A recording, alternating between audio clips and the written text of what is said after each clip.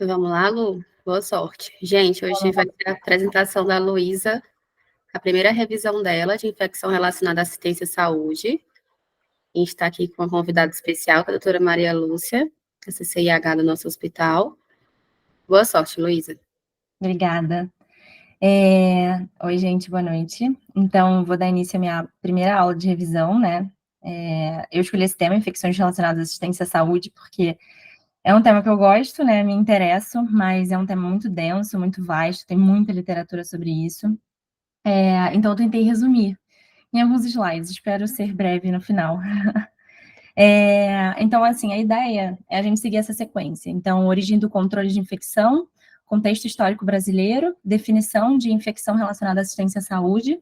Então, tentar passar um pouco mais rápido nesses primeiros 3 tópicos, para a gente depois ficar falando um pouco mais sobre aqui embaixo, né? Então, epidemiologia, fatores de risco, subtipo de IRAS, prevenção e um resumo baseado em ideias da minha cabeça, e, né, após a sala de revisão. Não tem como a gente começar a falar de infecção relacionada à assistência sem a gente falar desse moço aqui na esquerda, que é o Ignaz Semmelweis, né?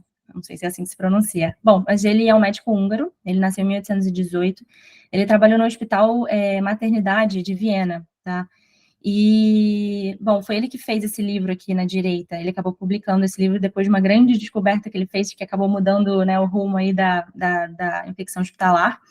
Etiologia, conceito e profilaxia de febre puerperal, tá? E aí, assim, ele trabalhava nesse hospital, né? Nesse hospital era um complexo hospitalar que tinha 2 clínicas.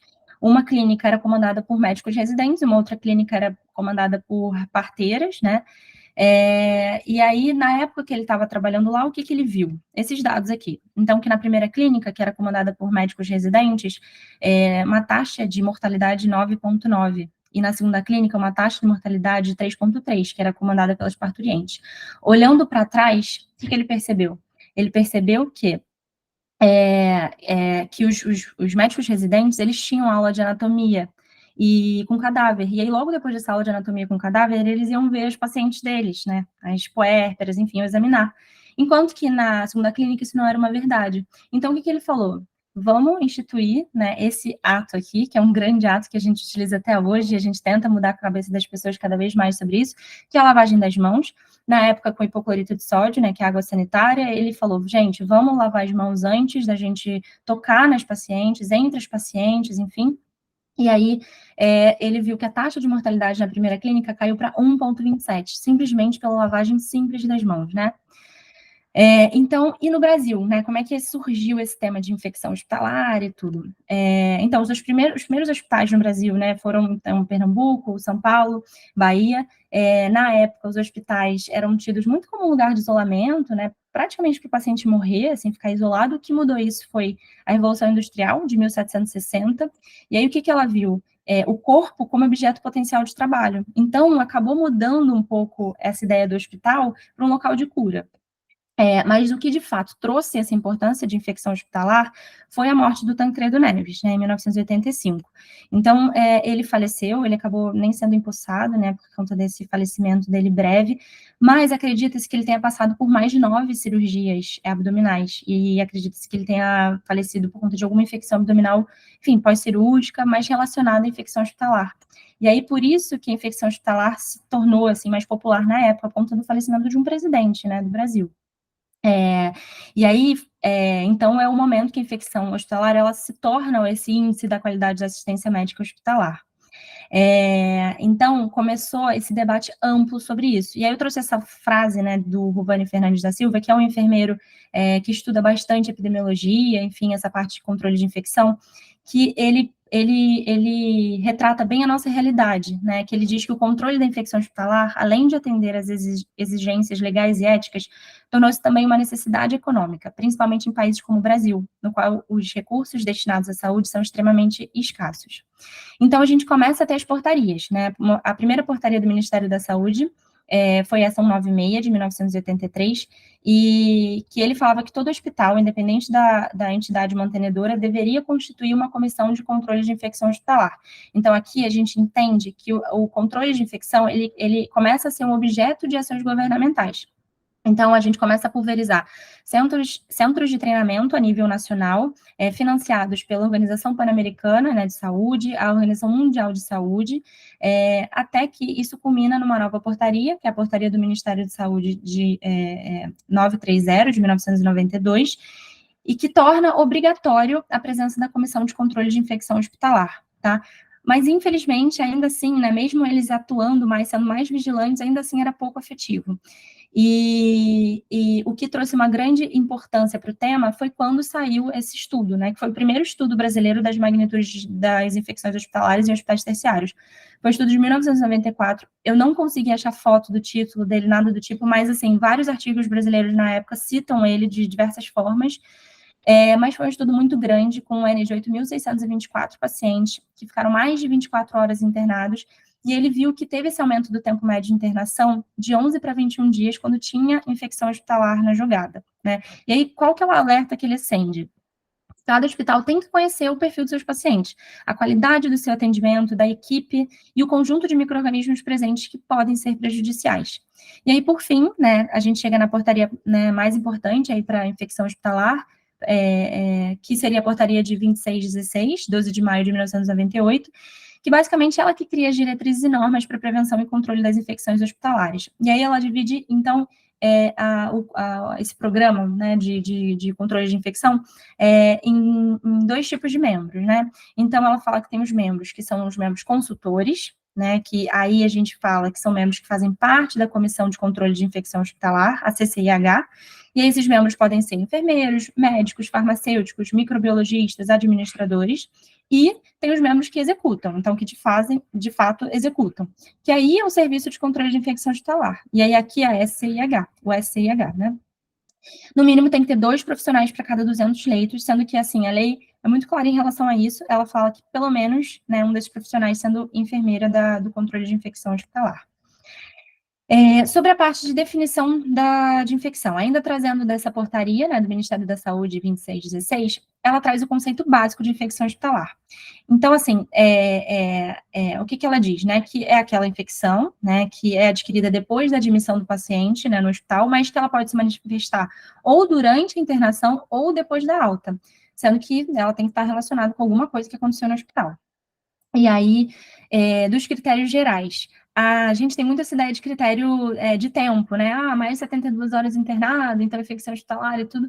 Mas, assim, o critério é muito mais amplo que isso. Sendo o primeiro critério considerado, é assim, chegou um paciente no hospital, né, que tinha uma infecção de comunidade, e se ele tiver tido, né, algum agravamento dessa infecção e for isolado algum agente diferente, algum micro-organismo diferente, a gente chama de infecção hospitalar.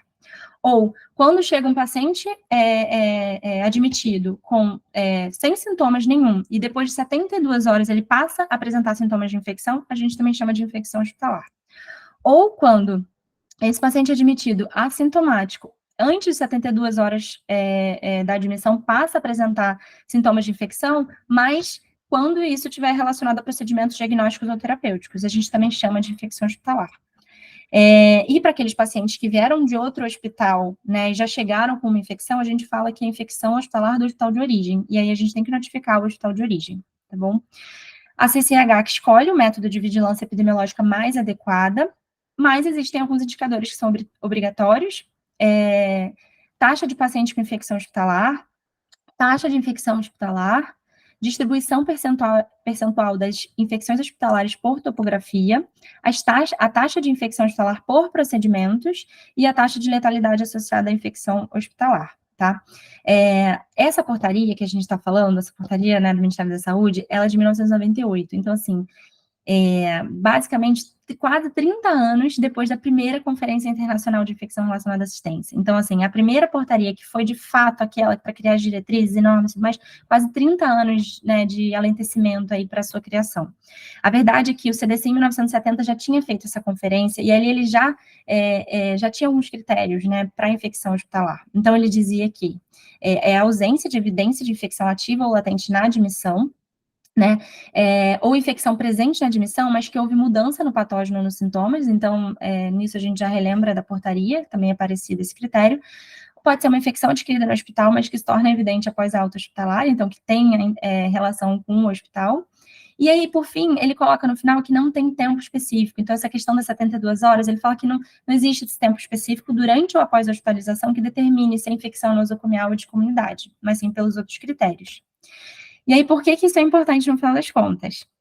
Porque a infecção hospitalar aumenta o tempo de internação hospitalar, é um indicador da qualidade de assistência, dissemina a resistência antimicrobiana, tem a ver com a segurança do paciente, né? E, por fim, é um item, né? É um índice para a gente conseguir manter a acreditação hospitalar. E, por fim, assim, ela impacta, né, assim, profundamente na morbidade, na mortalidade e no custo. E aí, aqui eu trago esse gráfico, né, que é um gráfico de um dos artigos do Jean-Louis Vincent que saiu no Lancet, e basicamente ele mostra o aumento da taxa de resistência em 5 anos. E aqui eu dou um destaque para a Pseudomonas aeruginosa, resistência à quinolona. Ele fala que teve um aumento nesses 5 anos de mais até de 50% da taxa de resistência, tá? Dou destaque também para MRSA e VRE, também quase 30% de aumento da taxa de resistência. E quando a gente fala de impacto financeiro no sistema de saúde, é muito grande também. E eu trouxe esse estudo, que é um estudo americano, mas acho que é um bom estudo, assim, para a gente levantar esse alerta. Basicamente, é uma meta-análise que ele, né, feita, né, que foi um levantamento de literatura de praticamente 25 anos, foram 26 estudos, e o que eles viram? Que a infecção relacionada à assistência de maior custo era a infecção de corrente sanguínea associada a catéter. Então, essa daqui era de maior custo. Mas, quando a gente tinha esse micro-organismo aqui isolado, o MRSA, o custo era ainda maior. Então, assim, dei esse exemplo aqui da infecção de corrente sanguínea relacionada a catéter, mas isso também é uma verdade para infecção de sítio cirúrgico. Então, a infecção de sítio cirúrgico, quando é por MRSA, o custo também é muito maior, praticamente, assim, né, mais do que o dobro. E quando a gente fala de tempo de internação, também é a mesma coisa. Quando a gente fala de MRSA, o tempo de internação é bem maior também. E esse estudo viu que a taxa de incidência de infecção de sítio cirúrgico era maior. Então, catéter, infecção relacionada a catéter é mais custoso, mas o que tem mais incidência é a infecção de sítio cirúrgico. E aí, então, né, por fim, a infecção relacionada, né, à assistência que vai ter o maior impacto, né, financeiro atribuído total vai ser a infecção de sítio cirúrgico, né?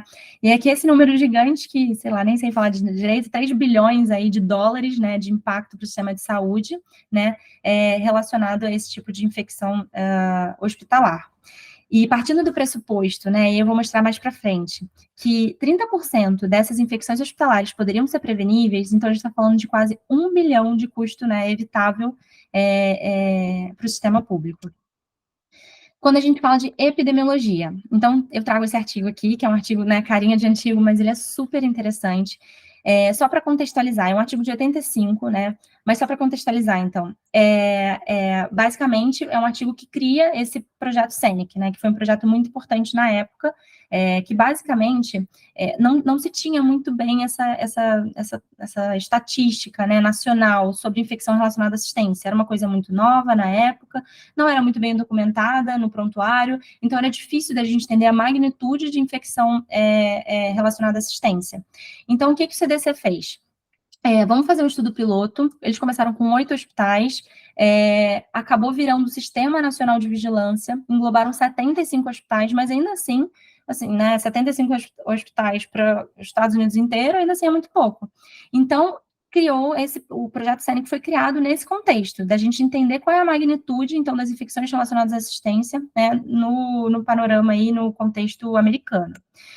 Então, o que eles isolaram, né? Eles chamam de sítios, né, locais do SENIC Project, né, que seriam infecção relacionada à sonda vesical, né, infecção de ferida operatória, que era o nome utilizado lá atrás, pneumonia e bacteremia. Então, esses aqui eram os elegíveis, tá bom? E o que eles viram? Que a taxa de infecção era de 5,7 a cada 100 pacientes. E aí, uma das coisas que o estudo fala na época, que essa taxa de infecção, era maior do que a admissão, inclusive, por câncer, por infarto agudo, por trauma, tá? E um dos dados que ele traz é que a densidade de incidência, ou seja, a intensidade de exposição, nesse caso, a infecção hospitalar, era de 7,18 a cada 1.000 pacientes dia. Depois, né, de algum tempo, depois de 10 anos, né, vem esse estudo, que é o EPIC Study. É um estudo para a gente, na época, era o maior estudo de prevalência de infecção nosocomial, apenas na Europa, então eram, assim, apenas países europeus, mas para a gente ter uma ideia de prevalência de infecções nosocomiais. E o que ele mostra? Que aqui ele cita 3, né, tipos de, então, de infecção, então, infecção de comunidade, hospitalar e da UTI, e o que ele diz? Que praticamente metade dessas infecções, né, dessas infecções mais prevalentes, metade era na UTI, tá? E quanto maior o tempo de internação, certo? Então, 1, 2, 3, 4 dias, 5, 6 e por aí vai, maior era a taxa de infecção adquirida na UTI, tá bom? Esse gráfico para basicamente mostrar para vocês que ele viu uma certa linearidade, então, entre taxa de mortalidade e a prevalência de infecção por HIRAS, tá? E, bom, só elucidando que a pneumonia foi o mais encontrado, assim, de infecção relacionada à assistência. E aí, 15 anos depois, o Jean-Louis Vincent, que fez o EPIC Study, né, ele traz um update do EPIC Study, só que aí agora 2, e aí a nível internacional. Então, foram 75 países, inclusive Brasil, tá, para tentar entender um pouco a magnitude das infecções nosocomiais. E aí ele viu a mesma coisa do EPIC 1, né? Então, os dias dentro da UTI, quanto mais dias você fica internado na UTI, maior é a sua taxa de infecção. E um ponto super importante que ele viu foi que a maior taxa de infecção vista foi na América do Sul, América Central, 60%, bem como taxa de mortalidade na UTI e taxa de mortalidade hospitalar. Também as maiores foram da América Central e América do Sul, né? Então, assim, um ponto de atenção muito importante aí para a gente. Um dado curioso que ele traz é que quanto mais, né, ou quanto menos se gasta na saúde, maior é a taxa de infecção, tá? E aí, aqui, esse gráfico, só para mostrar onde está o Brasil, né, é um gráfico de taxa de infecção, né, por mortalidade hospitalar, essa ideia de linearidade, e olha onde está o Brasil, né? Enfim, então, só para dizer o quanto que a gente ainda tem para melhorar aí. Em relação aos fatores de risco, eu acabei tirando também desse EPIC Study, né, que ele traz alguns fatores de risco, citando aqui cirurgia de urgência, trauma, disfunção orgânica na admissão, dispositivos invasivos, e aí ele até cita o catéter de artéria pulmonar, profilaxia de úlcera gástrica, tempo de internação na UTI, e aí ele fala que pacientes ficam mais de 3 dias na UTI, já tem 3 vezes mais chance de ter alguma taxa de infecção. Em pacientes que estão há mais de 11 dias, já tem 33 vezes mais chances de ter essa taxa de infecção hospitalar. E o tamanho da UTI também, obviamente, importa, né? A UTI com menos leitos, a gente consegue ter uma proporcionalidade, né, de profissionais de saúde por leito, né, um pouco melhor. Os que estão em asterisco são fatores de risco independentes. E sobre fatores de risco para morte por IRAS, uma idade mais avançada, disfunção orgânica na admissão, um APAST 2 mais alto, internação mais prolongada, pneumonia, sepse, infecção de corrente sanguínea com cultura positiva e câncer.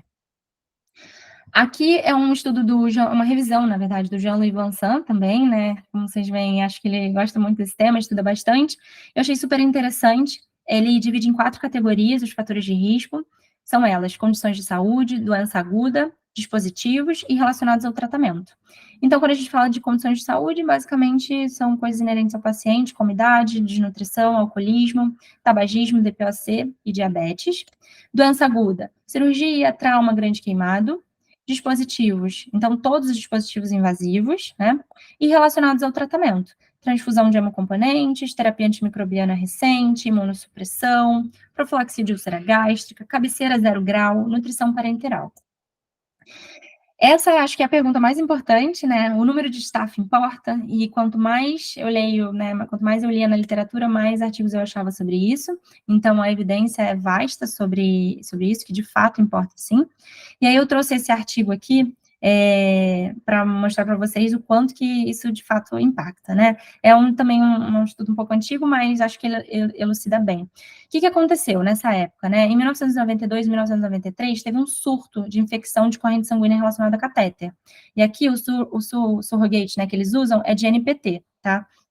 Então, teve esse surto. Então, a gente vê aqui que a taxa foi aumentando bastante nessa época. E aí, Então, até o CDC foi chamado para investigar isso no final, né? Vou falar isso.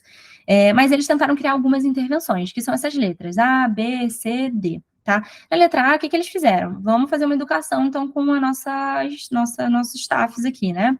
Educação, vamos passar esse feedback, dizer para a galera, né, o que está acontecendo. E aí não teve, né, nenhuma repercussão. Na letra B, eles falaram, não, então vamos trocar o catéter, a gente vai colocar um catéter com um antimicrobiano, enfim, e teve até uma melhora, mas ainda assim não se compara às taxas de 1991.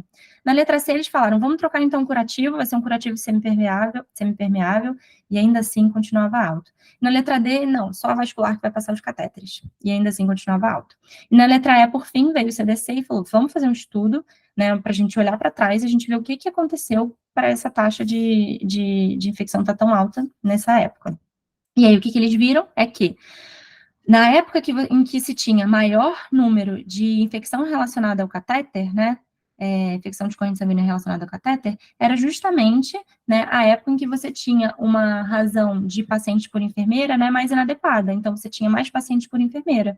Então, esse pico aqui, né, mostra que também coincide com um pico de infecção de corrente sanguínea relacionada ao catéter. Esse foi um estudo que saiu esse ano na Critical Care, né? É um estudo que vê a associação entre o grau também de relação entre enfermeira e leito, né? E mortalidade em pacientes com choque cardiogênico. Foi um estudo bem grande, é um estudo coreano, 81 mil, né, pacientes, 80 mil pacientes com choque cardiogênico, né? E basicamente, então, ele divide em três graduações, né? O tipo de relação enfermeira-paciente, enfermeira-leito. Então, o número 1 seria a melhor, densidade, assim, digamos assim, melhor razão, né, que seria menor que 0,5, então, leite por enfermeira, então, dizendo que você tem mais enfermeira, então, né, por leito, seria um ideal, então, é o azul que está aqui. Número 2, esse valor seria entre 0,5 e 0,63, e o número 3 seria uma razão inadequada, né, em que você teria mais leitos por enfermeira do que o ideal, seria o cinza. E aí, o que eles viram? Que isso tinha impacto na mortalidade hospitalar e na mortalidade por todas as causas. E também, esse estudo acabou também vendo o custo-efetividade. E por mais que aqui você tivesse mais enfermeiras por leito, né, então talvez um custo maior, eles viram que, em termos de custo-efetividade, era melhor. Então, a gente vê que, na verdade, tudo isso é um ciclo vicioso, né? Então, quanto maior a taxa de ocupação de leitos, né? Então, maior é a razão de profissionais de saúde por paciente, maior é a taxa de MRSA e de outros eventos adversos. Com isso, o paciente pode, né, ter maior tempo de internação, então você pode ter bloqueio de leitos, e aí vai criando esse ciclo vicioso, né? Então, a taxa de ocupação de leitos aumenta e tudo mais. Em relação ao subtipo de infecção relacionada à assistência, né? Eu vou começar a falar de infecção de sítio cirúrgico primeiro. A gente tem essa ideia de infecção de sítio cirúrgico, né? Naquela divisão, naquela classificação de três sítios conforme os planos, né? Então, a gente tem a incisional superficial, a incisional profunda e a de órgão-cavidade. Mas nem sempre foi assim, né? Na verdade, o CDC, em 1970, ele chamava de infecção de ferida operatória, né? Superficial e profunda. Não tinha órgão-cavidade. Só que o termo ferida, né? Termo cirúrgico, ferida, ele basicamente quer dizer pele até fáscia, músculo, né? Então, o CDC redefiniu os critérios, né, em 1992, adicionando órgão-cavidade, justamente para contemplar a anatomia mais profunda, mais manipulada aí, né, dos órgãos e cavidades. Tá? Então, aqui é a classificação de infecção do sítio cirúrgico. A gente tem incisional superficial, que vai de pele até tecido celular subcutâneo, né? A incisional superficial, para a gente dar o diagnóstico, tem que ter drenagem purulenta, pelo menos um desses, tá? Cultura positiva da secreção ao tecido, e aqui a gente lembra que o método é asséptico, não existe suave para isso. Ferida aberta deliberadamente pelo cirurgião, se tiver dor, edema, rubor ou calor, e diagnóstico pelo cirurgião. Então, é aquilo. O cirurgião, infelizmente, canetou que era uma infecção de ferida, infecção de sítio cirúrgico, né, superficial, é um dos critérios para o diagnóstico, tá? Infecção de sítio cirúrgico incisional profunda. Tem que ter pelo menos um deles. Drenagem purulenta, descência espontânea, ferida aberta deliberadamente pelo cirurgião, se febre maior que 38 graus, dor ou aumento da sensibilidade local, o abscesso identificado em reoperação, exame clínico de imagem e, mais uma vez, diagnóstico pelo cirurgião. E, por fim, órgão-cavidade. Tem que ter uma cultura positiva da secreção ao tecido, lembrando do método asséptico aqui, um abscesso identificado em reoperação, exame clínico ou de imagem, e também diagnóstico pelo cirurgião. Quando a gente vê esses critérios pelo CDC, incisional, superficial e profunda, mesmos critérios. Mas órgão-cavidade, ele adiciona o dreno com secreção purulenta alocado em órgão-cavidade também como um dos fatores um dos critérios para o diagnóstico, tá? Em relação à infecção de corrente sanguínea associada a catéter, diagnóstico da Anvisa, né? Eu vi que, olha, isso é bem polêmico, mas basicamente eles falam que é uma infecção primária de corrente sanguínea, em que naqueles pacientes que têm um catéter e aquele catéter tem algum sinal, né, local de infecção. Então, eles dão o nome de infecção de corrente sanguínea associada a catéter, que é o equivalente à infecção, né, relacionada ao catéter, aquele CLABSI, né, do CDC. Então, como é que a gente dá o diagnóstico? O paciente precisa ter mais de 48 horas portando o catéter venoso. Essa presença de sinais locais de infecção, né, pode ter. Lembrando que a cultura do catéter não é considerada para diagnóstico. O diagnóstico é a partir do critério 1 ou critério 2, tá? Critério 1 é uma ou mais hemoculturas de sangue periférico positiva e o patógeno não está relacionado com infecção em outro sítio, tá? Então, assim, aqui, lembrando que esse patógeno não pode ser micro-organismo de pele. Então, se for uma hemocultura com estafiloepidermidis, não é critério, tá? Para a estafiloepidermidis entrar, né, germes de patógenos como de pele entrarem, eles precisam estar alocados no critério 2. Qual é o critério 2? Febre maior que 38 graus, tremores, oligúria, hipotensão. Esses sintomas não podem estar relacionados à infecção em outro sítio. E, além disso, tem que ter 2 ou mais hemoculturas em diferentes funções, com intervalo de até 48 horas, com um patógeno comum de pele, tá? Então, para a gente, né, ver um estafilocoagulose negativo e falar que a infecção de corrente sanguínea é relacionada ao catéter, ele tem que estar presente em 2 hemoculturas e ter sintomas. CDC, mesmos critérios diagnósticos. E aí que eu só trouxe um exemplo para a gente, né, amarrar isso direitinho. Então, é um paciente com um pós-operatório de prótese de joelho, em vigência de catéter venoso central, acaba tendo uma febre. Foi feito cultura intraarticular, asséptica do joelho, veio negativa, exame clínico ali do joelho também estava tudo bem, hemoculturas de 2 amostras diferentes positivas para estafiloepidermidis, aí a gente reporta como ICS relacionado a catéter, tá bom? Em relação à pneumonia associada à ventilação, a Anvisa diz que a partir de 48 horas de ventilação, os 2 critérios obrigatórios que tem que ter é raio-x de tórax e sinais e sintomas. Essa parte de exames laboratoriais, ela não é obrigatória, tá? No raio-x, a gente tem que ter 2 raios-x seriados com infiltrado persistente novo ou progressivo, opacificação ou cavitação, e dos sinais e sintomas, tem que ter pelo menos um desses 3, febre, leucopenia, leucocitose, ou alteração do nível de consciência em paciente mais de 70 anos, ou ter 2 ou mais daqui de baixo. E aí seria a piora dessa parte respiratória. Então, ou vai ter uma secreção purulenta, né, uma secreção pior purulenta, vai ter aumento do número de aspirações, enfim, o aspecto está pior, relação PF piorou, a ausculta está ruim, piorou tosse, dispneia, taquipneia. E o CDC diz que é basicamente o mesmo critério, só que ele adiciona que, além disso, ele também já tem que ter essa piora da FiO2 ou da PIP, né, depois dessas 48 horas. O resto segue igual. Em relação à infecção de trato urinário associada a catéter, a gente tem que ter um desses sintomas, febre mais de 38 graus, algum sintoma urinário, né, e uma cultura de urina com até 2 micro-organismos, tá? Se tiver mais do que 2 micro-organismos, né, polimicrobiana, então contaminação. E esses micro-organismos têm que ser ou BGN, estáfilos saprofíticos ou enterococo.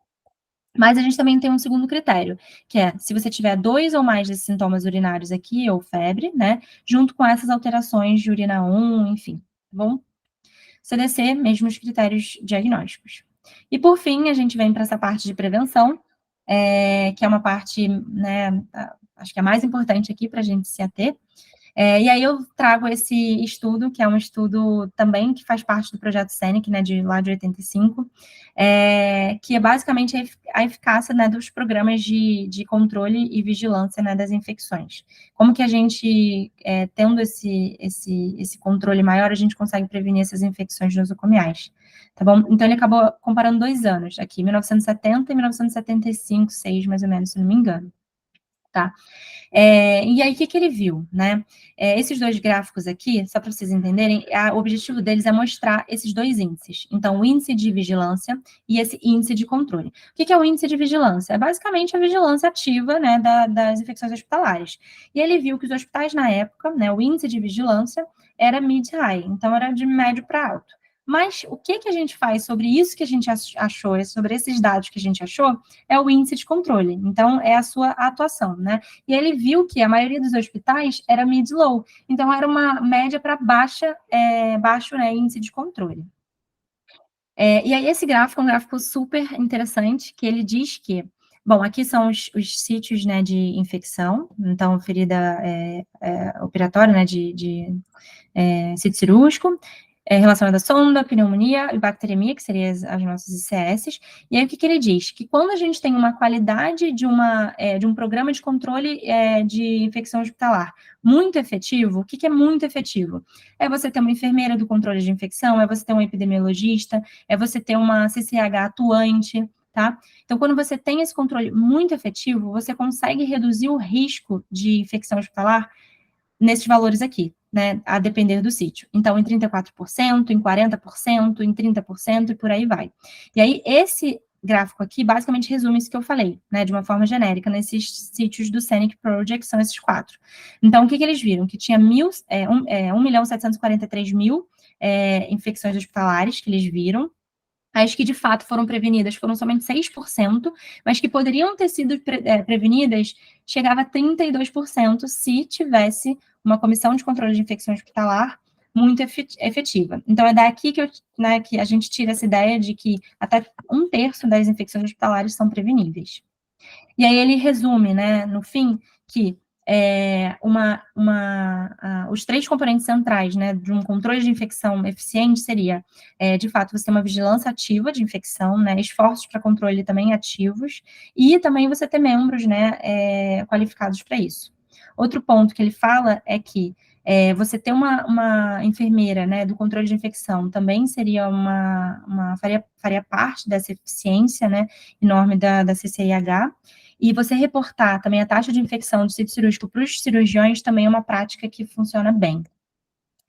E relacionado agora, prevenção relacionada a cada subtipo de infecção relacionada à assistência, tá? Começando pela PAV. Então, o que a gente pode fazer?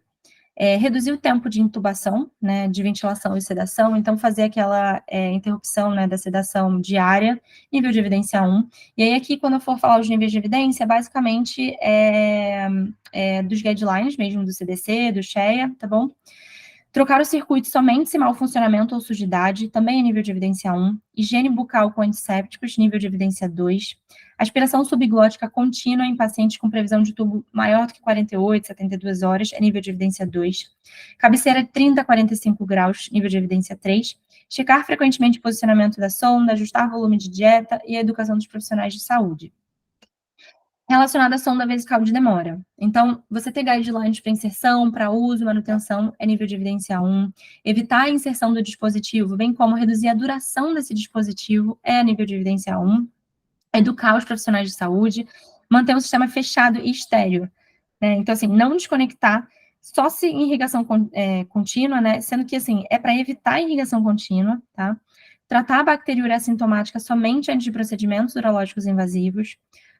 Considerar o uso de sonda de camisinha, que é a Europen, ou de alívio, é nível de evidência 2, e não realizar screening de bacteriúria assintomática, é nível de evidência 2.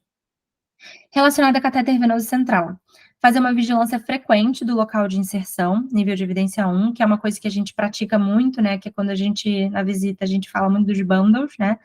Subclave é o sítio preferível, então, evitar femoral, principalmente pacientes obesos, seria nível de evidência 1. Catéter impregnado com antimicrobianos, antissépticos. Antisséptico à base de clorex na preparação da pele, e até, inclusive, banho com clorex, né, nível de evidência 1. Tampas com propriedades antimicrobianas. Não trocar os catéteres de forma rotineira também, então, não tem essa história de, já está 15 dias com catéter, se a gente faz essa vigilância ativa, não tem por que trocar.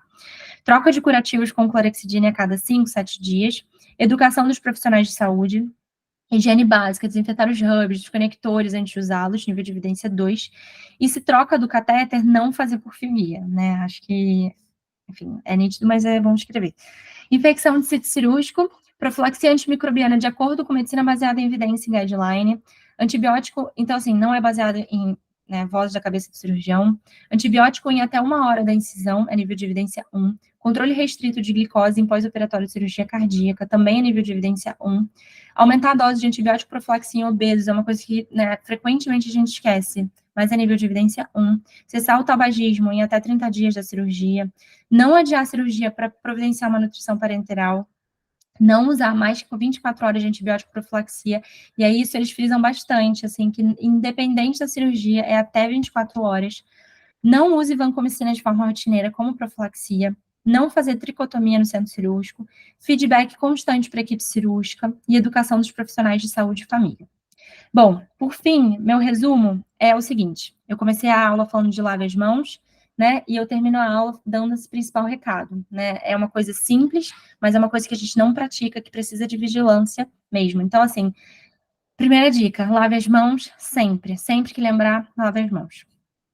Seja a vigilância, né? A gente tem os nossos bundles, que a gente pratica, né, todos os dias, mas cada um tem que ter essa sementinha aí da vigilância em você. Tem essa máxima que a gente fala do notifique e salve vidas, né? E é verdade. Reavalie diariamente a necessidade de manutenção do dispositivo. Então, sempre que a gente conseguir, né, tirar um dispositivo, né, da forma mais rápida possível, é melhor. Ajude as outras equipes no que puder. A gente, né, falou de taxa de enfermagem por paciente, assim, de números que, sinceramente, acho que no Brasil nem sei quando que a gente conseguiria chegar. Tendo uma enfermeira para 2 pacientes, para um paciente, não sei quanto que a gente chegaria nisso, né? A gente está falando aqui, né, no Brasil, nossa realidade é de 8 pacientes, 10 pacientes. Então, ajude as outras equipes no que puder para tentar diminuir um pouco, né, o trabalho delas. Crie programas de educação continuada sobre infecção relacionada à assistência. Acho que não tem estímulo melhor do que a gente saber a nossa própria realidade para a gente atuar em cima dela. Gaste para economizar. Prevenção é o corte de custos mais inteligente. É aquilo, né? Falando em custo-efetividade. Por mais que a gente gaste mais no início, né, no final, quando a gente olha para o todo, a gente vê que a gente consegue economizar muito mais. E lembre, não existe taxa aceitável de infecção relacionada à assistência, tá? A taxa é 0, tá bom? É isso. E aí eu trago essa figurinha aqui, que eu achei ótima, inclusive. Parabéns, Luísa. Maravilhosa a sua aula. Você viu que se apresentou em 38 minutos, eu estava com receio. 32, Aham. não, 36 minutos. Foi muito, muito boa. Queria abrir para comentários, perguntas, depois eu faço as minhas.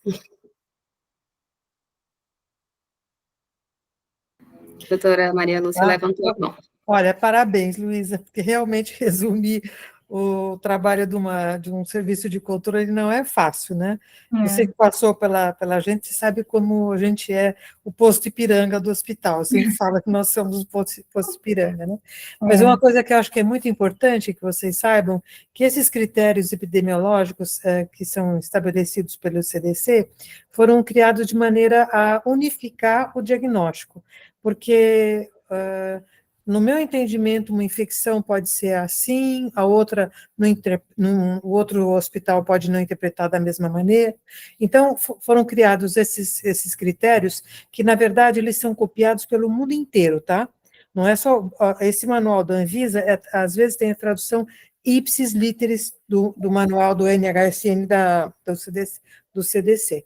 Tá? Então, e muitas vezes o critério epidemiológico não é o mesmo do critério clínico.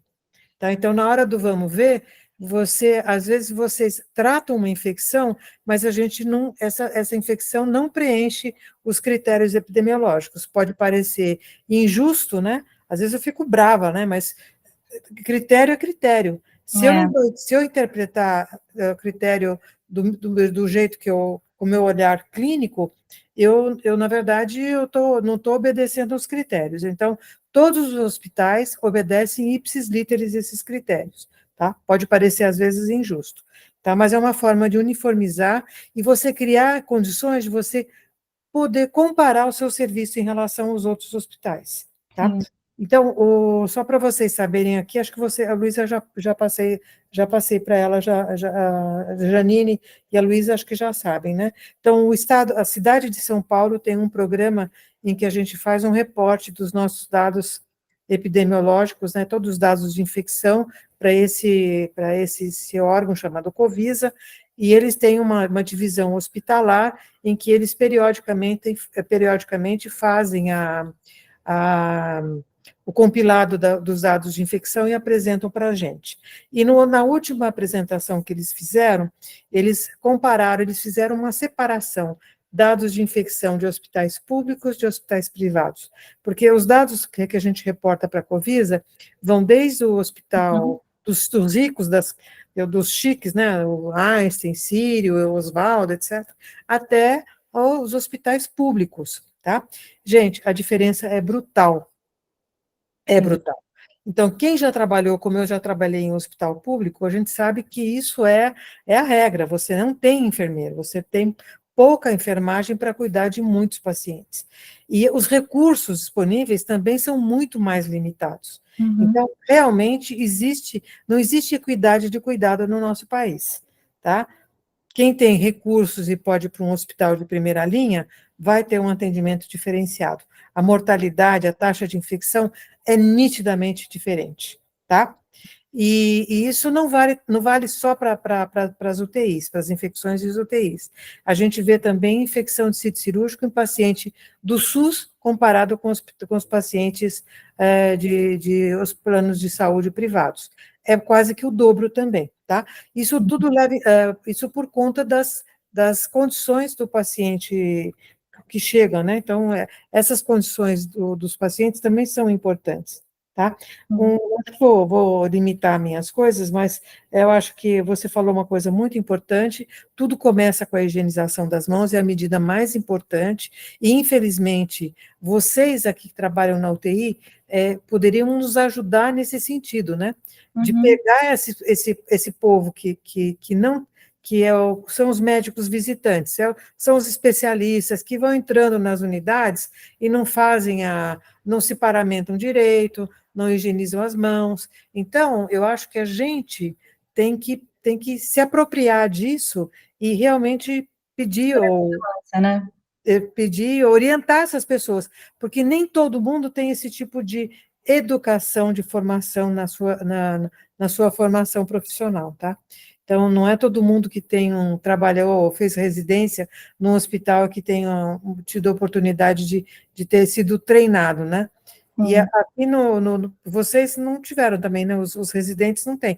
Mas eu trabalhei em um hospital em que todos os residentes tinham um programa de integração com várias áreas, inclusive com a CCIH. Então, eu acho que é importante que as pessoas conheçam, entendam o nosso papel, tá? Eu acho que isso é super importante. Inclusive, agora, dia 5, foi o Dia Mundial, né, da higienização das mãos. A gente vai fazer esse movimento, agora, na sexta-feira, nós vamos percorrer o hospital e nós vamos fazer algumas dinâmicas, algumas coisas super legais sobre o dia 5 de maio, tá? Então, gente, muito obrigada, Luísa, pela oportunidade de passar para ser um multiplicador desse programa, né, que eu acho que é super pouco conhecido para as pessoas. Muita gente acha que a gente é chata, que fica bisbilhotando, né? Mas, na verdade, nós trabalhamos em prol do paciente, né? Sim. Tá? Então, acho que era isso. Um comentário bem, parabéns pela sua revisão, viu? Obrigada pela sua contribuição também, obrigada por ter participado. Imagina. Acho que a Gabriela também levantou a mão. Quer fazer uma pergunta, Gabi? Não, eu só fiquei, como é que fala? Em choque da questão da primeiro gráfico, na verdade, acho que foi um dos primeiros gráficos da história e tudo, achei legal, mas era mais por isso, né? Não é dúvida nem nada, só elogio mesmo. Legal. Sempre é bacana de fazer a revisão, né? Você acaba encontrando informações que você nem imaginava. Super interessante os gráficos antes e depois, intervenções, o impacto de cada intervenção. E aí, eu queria saber, Luísa, assim, você teve muita dificuldade de fazer sua revisão? O que você acha que foi a informação que você leu que mais te mudou como uma residente de terapia intensiva? Assim, que você acha que foi mais importante para você? Sinceramente, eu acho que é perceber que a nossa realidade está muito distante de atingir o ideal, sabe? Assim, eu tinha noção de que, né, essa razão de enfermeiras por leito era uma coisa super importante, mas eu não tinha ideia da dimensão disso. E aí, assim, vendo que, poxa, os trabalhos lá fora, né, essa razão é praticamente de 1 para 1, 1 para 2, e aí vendo aqui no Brasil 1 para 8, sabe? 1 para 10, então eu acho que isso foi o que mais me impactou, assim, perceber o quão distante que a gente ainda está de atingir isso, e o quanto que isso, na verdade, é importante, porque se parar para pensar, né, quando a gente compara até o hospital público versus privado, assim, tem uma diferença gritante mesmo no número de enfermeiros, né, então, e eu acho que o cuidado, né, ele tem, né, tudo a ver com isso, sinceramente, acho que tem tudo a ver com isso, então acho que o que mais me impactou foi perceber isso, assim, perceber essa distância que a gente está tão grande. E, assim, às vezes dá até né, lendo tudo, dá até um desânimo, né, de pensar que, caramba, poxa, sinceramente, acho que até valeria a gente fazer um estudo para a nossa realidade, assim, porque a gente já sabe qual vai ser o resultado, mas eu acho que para chamar atenção. Muito bacana. Eu vou abrir, que o Alder e a Natalia levantaram a mão para fazer pergunta. Você está demandada hoje, viu?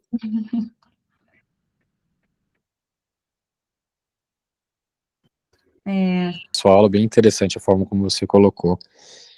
Vou levantar 3 provocações. Primeira, os países que têm enfermeiro, normalmente são países que não têm, não sei se vocês todos tiveram oportunidade, mas o cargo de técnico e auxiliar de enfermagem, muitas vezes em país que tem uma limitação orçamentária, não sei se vocês já viram isso. Então, não são todos os países que têm esse cargo de técnico ou auxiliar de enfermagem como tem no Brasil.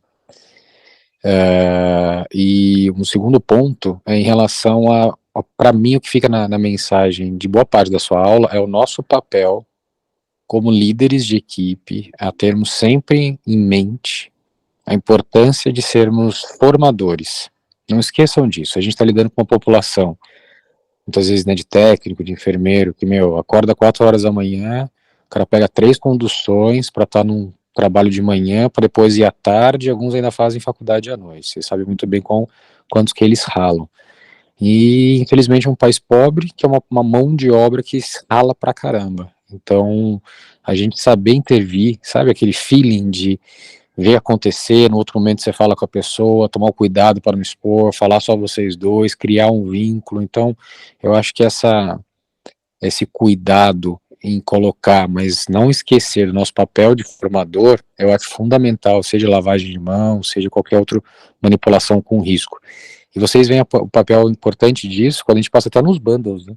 Nos bundles que a gente passa na visita, que até a Luísa comentou, muitas vezes a gente dá check como está tudo correto e muitas vezes não está. Então você vê que uma coisa, tanto é que tem trabalho que mostra bundles que você checa de forma qualitativa, sim e não, quantitativa, perdão, qualitativa, e bundles que medem de forma quantitativa, se você, por exemplo, higiene oral, se você viu os 4 quadrantes. Então, assim, tem toda uma formação aqui na nossa UTI, a gente está trabalhando, por enquanto, qualitativo, ter ou não ter.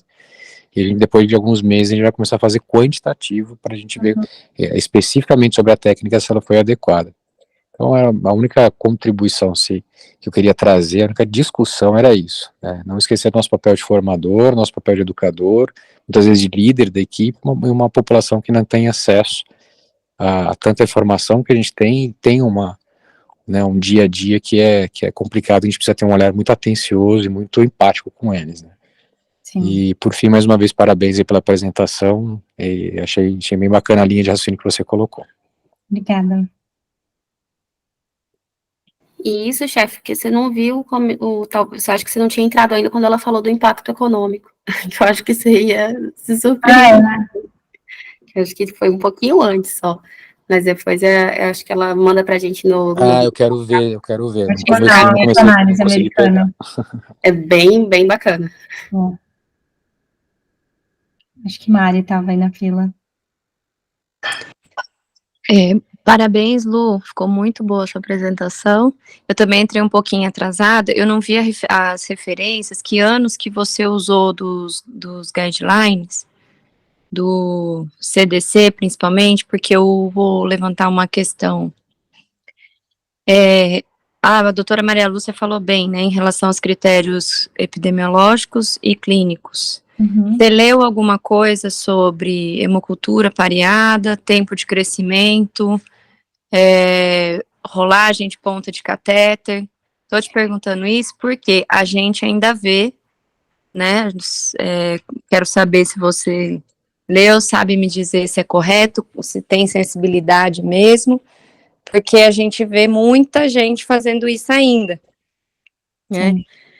E catéteres, às vezes, que já eram para ser retirado, não são. E você leu alguma coisa sobre isso? Então, assim, na verdade, eu peguei o mais recente até do CDC e de tudo, e eu acho que eles já tratam isso como uma coisa meio sabida, assim, sabe? Eles só colocam, tipo, como se fosse um lembrete de você não usar ponta de catéter, cultura de ponta de catéter, como se fosse, acho que algo mais antigo. Eu não cheguei a ver exatamente essa questão das horas, mas a doutora Maria Lúcia, acho que ela vai saber falar melhor, porque ela falou isso na época da CCH, que tem um tempo certo para a gente considerar mesmo infecção de catéter por tempo, né? Mas não lembro de cabeça. Não sei se Posso falar? pode. Mari, esse é o critério clínico, não é o critério epidemiológico, tá? Para você atribuir uma infecção ao catéter, você tem que ter hemocultura pareada, né? Então, você só colhe hemocultura pareada quando você realmente suspeitar de infecção associada ao catéter venoso central. E aí, tem tempo de crescimento. Se cresce mais que 2 horas, com diferença de mais de 2 horas na hemocultura periférica em relação à hemocultura colhida pelo catéter central, então se tem mais que 2 horas de diferença no crescimento da periférica, você considera como altamente sugestivo de infecção associada ao catéter venoso central, tá? Então, agora, porque o que acontece algumas vezes, o indivíduo tem uma bacteremia por alguma outra causa, e você tem hemoculturas que têm um crescimento praticamente ao mesmo tempo. Cresce, sei lá, o cara tem uma pielonefrite, as pessoas acham que é uma infecção de corrente sanguínea, colhe hemocultura do catéter e periférico, quando só não colhe pelo catéter, porque é uma prática bastante comum colher pelo catéter e esquecer que a hemocultura periférica é a que tem maior valor, e aí tem o crescimento, aí o crescimento é junto, praticamente junto, pouco tempo, menor que 2 horas. Então, esses casos, a gente é uma bacteremia por uma outra causa e não pelo catéter. É isso, tá? Eu só queria lembrar uma coisa, gente. A higiene das mãos engloba lavagem das mãos com água e sabão e álcool gel. Elas são equivalentes, tá? Muitas vezes a gente acaba preferindo utilizar o álcool gel pela facilidade, pelo fato de você estar presente no ponto de assistência, né? Então, isso é uma coisa que é muito importante, porque entre procedimentos é importantíssimo que o profissional que está prestando cuidado faça a higienização entre os procedimentos. Se ele fosse lavar a mão com água e sabão, ele ia ter que sair do local, ia ter que além do mais, a lavagem da mão com água e sabão, ela demora mais tempo. Então, álcool gel é o produto que a gente tem recomendado, assim, de maneira indiscriminada, né, porque ele é tão eficaz quanto contra a lavagem das mãos. Algumas pessoas acham que a lavagem das mãos é mais eficaz, mas não é. Tá? Isso não é. Eu acho que esse papel, e outra coisa, esse papel de vocês como educadores das equipes, especialmente da equipe médica, os funcionários, frequentemente, eles têm treinamentos. Então, cabe ao gestor da unidade liberar esses funcionários para que eles participem dos treinamentos. Agora, por exemplo, nós vamos fazer um treinamento, a Janine me ajudou a fazer, agora eu estou conseguindo fazer, de contaminação de hemocultura. Esse hospital tem quase 4% de taxa de contaminação de hemocultura. Isso é extremamente elevado. A taxa a ser encontrada assim como referência é até 1,5%. Então, nós estamos com 4%. Então, isso nós vamos ter um treinamento agora. Então, o gestor da unidade tem que liberar o seu funcionário. Agora, o médico muitas vezes não sabe, viu, Alder? Não é nem má vontade, ele não aprendeu, ninguém ensinou para ele. Então, cabe a gente ensinar. Acho que Luísa fez uma auditoria, ela não fez a auditoria de centro cirúrgico comigo. Não fiz, eu queria muito fazer. Foi Janine que fez. Olha, é tão importante que a gente consegue mudar o score os dados de infecção de uma equipe. E a gente conseguiu de uma cirurgia, de uma equipe de cirurgia cardíaca, que eles estão sem infecção desde dezembro, tá? Eles eram os campeões. A gente fez uma auditoria, deu um feedback para eles, assim, sentamos numa sala específica, conversamos, como você falou, Alder, não em separado, com bem e com objetivos. Médico gosta de coisa objetiva, e nada de, eu acho, não, tem que ser, olha, são os trabalhos, é isso daqui, se precisar nós temos referência bibliográfica. Olha, isso é transformador, tá? Eu acho que isso é muito importante que a gente faça. Sim. Acho que era isso. O trabalho foi muito legal, parabéns, viu? Porque a gente não nota não só na UTI quando chega na gente, mas vê também na entrada no pronto-socorro, que sempre a gente tinha infecção de FO e você viu tá só? vendo mais. Parabéns. Você viu essa equipe? Sensacional. Foi sensacional, né? E a gente já fez também de neuro, de crânio, essa de crânio, infelizmente nenhuma residente da UTI me ajudou. Mas a gente Mês que vem encontra tem que ter, então. Hã? Mês que vem tem que ter, então. Então vai ter que ter, não, já vamos fazer logo. Então, essas auditorias em que a gente vai, no intuito não de botar a mão no nariz da pessoa e falar, é assim, não, é simplesmente de chegar numa conversa em separado, explicar para a pessoa, olha, é assim que faz, porque as pessoas vão aprendendo com a prática, que, na verdade, perpetuando coisas que mudaram, né? A ciência muda. Por exemplo, clorexidina para fazer higiene oral, hoje a gente os últimos guidelines, as últimas recomendações são absolutamente contrárias à utilização de clorexidina para higiene oral. São contrárias. Então, gente, a medicina muda, tá? Mais uma vez, parabéns, Luísa. Obrigada. Eu acho que a Sandrinha levantou a mão, não sei se ela queria falar. Não sei se ela está aí. Oi, pessoal, boa noite.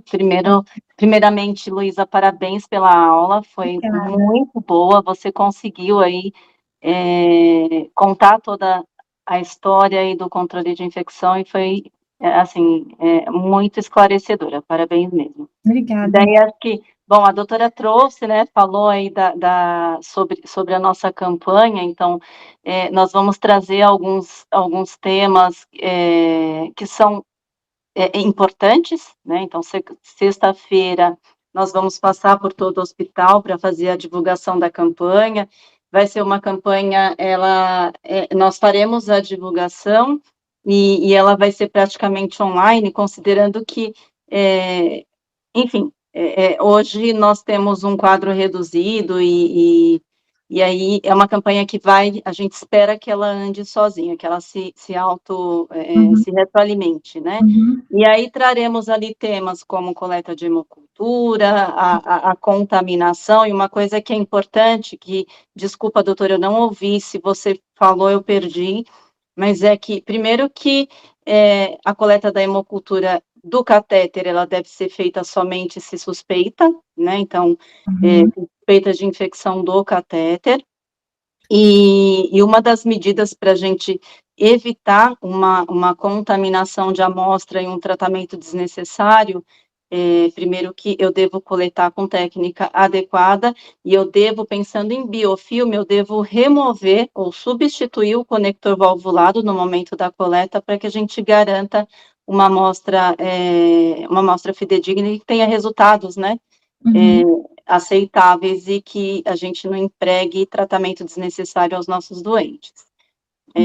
Sobre higienização das mãos, é o que a doutora disse, então, lavar ou higienizar, as duas técnicas são eficazes, mas a gente estimula o uso do álcool gel, porque é ele que está no ponto de assistência, e a Organização Mundial de Saúde, ela diz que a gente precisa ter o produto ali, a solução alcoólica, a uma distância do braço, né, para garantir a higienização nos 5 momentos. Então, usem e abusem, tanto que o termo hoje não é mais lavagem das mãos, né, de um tempo para cá mudou-se para higienização. E hoje é o dia, né, do controlador de infecção também. Era Ah, isso. Dia 15 parabéns! de maio. Então, bom, mas parabéns pela aula, é isso.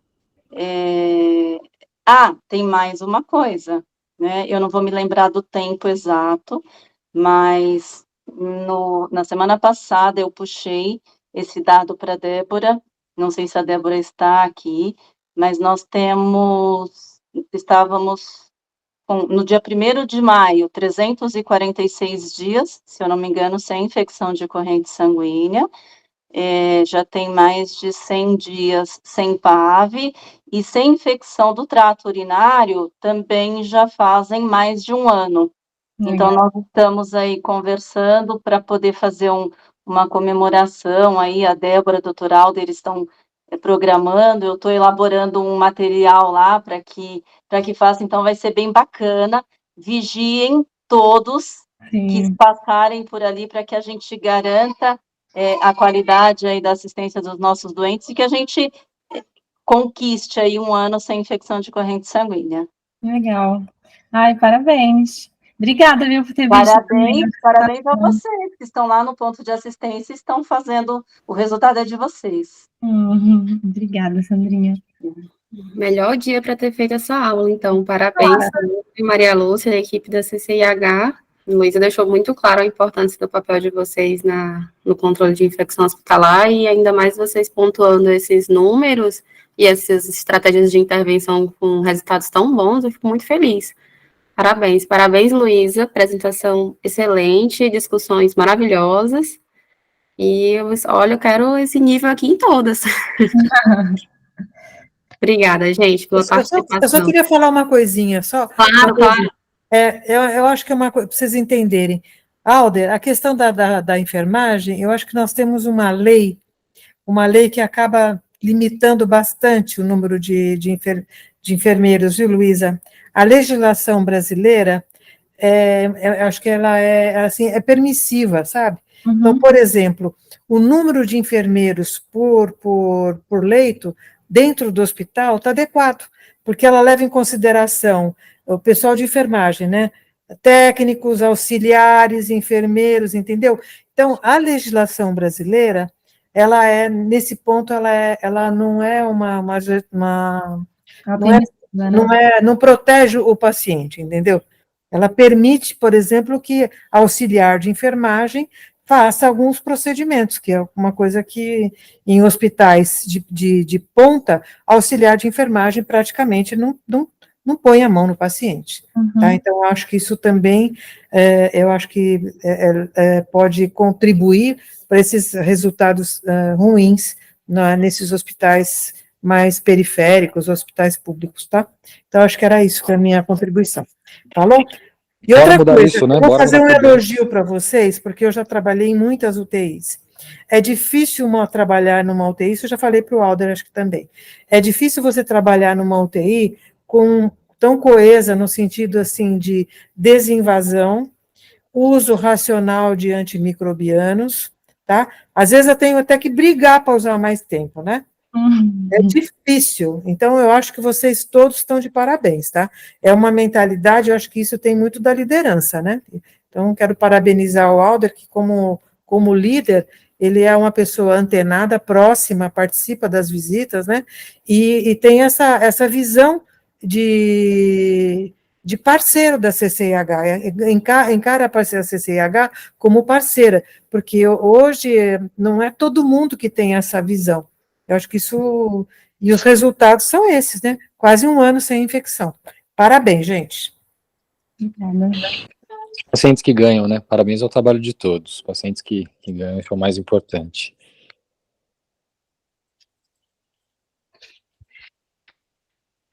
Muito obrigada a participação de todo mundo, então. Posso encerrar a sala agora.